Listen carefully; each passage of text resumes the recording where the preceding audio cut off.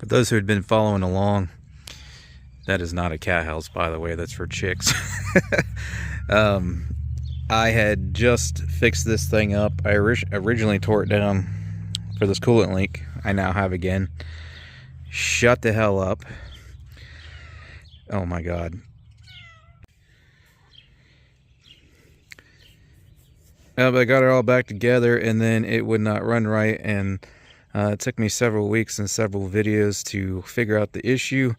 Go back and check those out if you want to know what it was, but it was a nightmare. So I finally got it up and running right again, and I still have the same damn coolant leak again, and I have verified it's coming from the exact same spot. You can see the transmission's wet there. It's not coming from the thermostat housing right here. I shoved my hand under there, feel all around, and it's completely dry. It's dry over here where it goes into this head. It's dry over here where it goes into this head. And there is just a puddle of coolant in this valley here under the intake manifolds between the two heads, even clear over on this side to where the other end of that coolant pipe runs and goes into the water pump housing. So it's dry on that end, so it's got to be coming from this end, just like before I tore it down. Now, I've been going back and forth, you know, maybe it's the water pump, but from everything I can find, the weep hole should be on this side, okay, on the timing belt side. I got this cover off here. So if it was the water pump leaking out of the weep hole, for one, it shouldn't be nearly that much coolant. Like, this is literally just from this car sitting here with it being off. It is literally losing coolant with it being off. This is sat here for a couple days now, and you can see it's still wet and pouring out, even though it hasn't moved in 2 or 3 days. So that should also verify it's not the water pump. You're not going to lose that much coolant from itty bitty weep hole. Usually they don't even leak from the weep hole unless the car is running. But even if it did leak from the weep hole when it wasn't running, it would be a small amount, not that giant lake that we got under there. So that should eliminate the water pump, and also the weep hole for the water pump should be on this side, and it would be leaking out by the timing belt cover if it was the water pump. So that only leaves that stupid O-ring gasket in there at the end of that water pipe. And in the video, you know, I explained, I took all this apart, and I needed to do other things like the valve cover gasket back here and whatnot, but I discussed in that teardown video and whatnot how you can change that O-ring out.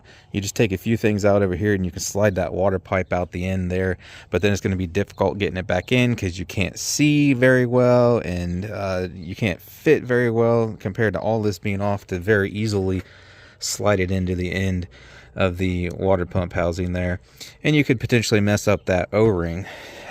So I had all this off, I had everything cleaned up, and I don't know, so either in all my caution, somehow I still tore the O-ring, inserting it into the water pump housing there, or maybe the O-ring isn't quite the right size, even though I ordered it for this car. So instead of tearing all this back down again, I needed to anyways, like I said, to change the plug wires and the valve cover gasket back there and whatnot. But since it's still leaking, I'm going to pull it out from this side while leaving everything together here, and replace the O-ring again. I'll lube it up extra good this time to make sure it doesn't catch or tear or anything like that. And like I said, that may not even be the issue anyways. Maybe the O-ring was just slightly out of spec or something. So this time I'm going to actually get one from Mitsubishi. I'm going to go to the dealer and get the exact O-ring or what have you. That way I'm sure it's the right one. I'm going to take the pipe in with me and all that crap too. So yeah, that's got to be what it is. Something's still not right with that O-ring, and I cleaned all the crap out over there too. So I'm just going to try another O-ring directly from Mitsubishi, do it the easy way from out here. So I have a short video coming up on that.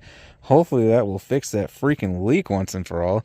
I already double checked everything. It is bolted down in here, because that was one of my thoughts. Well, what if I forgot to put the bolt in? You know, that keeps it nice and tight in there and doesn't let it pop out. And the bolt is there, so it's got to be that freaking O-ring.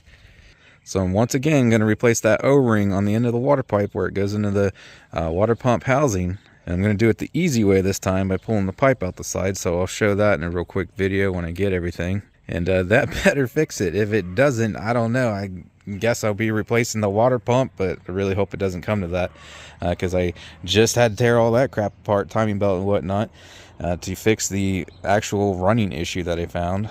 So yeah, I'm really trying to avoid having to do everything all over again, so we're going to do it the easy way this time and pop it out and put another O-ring on there, and hopefully it'll seal up this time.